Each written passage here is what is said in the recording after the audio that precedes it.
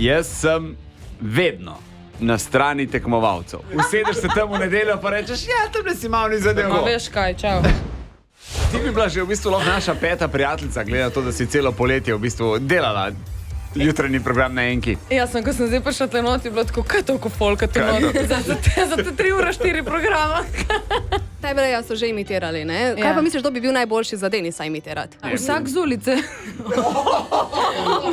Mislim, mogoče nima te serijske samozavesti, ampak s kino pa bi, če bi se malo potrudil, ne? No, daj da vidim, kdo bi me lahko zimitiral. Boš probala? Ajde, dejmo. Zapojem. Prvi dernek, ko zna, gdje je. Prvi drnek, ko znaje. Ne ti meni vsak z ulice. Poznaš Denisa iz 2 plati, ne? Takrat, ko si bila tekmovalka in zdaj, ko si kot ženantka. Kaj je drugače? V bistvu, ko sem nastopala, mi je bil dosti bliže kot zdaj. Na vsakem intervjuju sva sedela, imela te pol ure pogovora, sva se spoznavala. Zdaj v bistvu ga ne smem ne grdo gledati, ne prelepo gledati, ne grdo reči. Jaz sem vedno na strani tekmovalcev. Tekmovalci vem, da dajo vse od sebe, vsak teden se trudijo. A mi ne?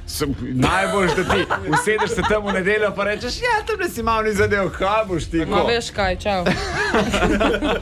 Imaš pa tudi nek nov komad, ne? Ja, neki imam. Neki imaš. Neki sem naredil. Ko se nasmehne, se zame ustavi čas in dihaš moje besede, ko gledam ti v obraz. Svako eno leži pred mano in mi ustavi svet. Poglej mi, da je najlepše v tvoje vse počet, v tvoje. Lea! Bravissimo, ti si me tako zadela, bila si ekstravagantna. Ti si sonce, Lea, sonce. In mene si prevzela, bravissimo! Hvala, Lara.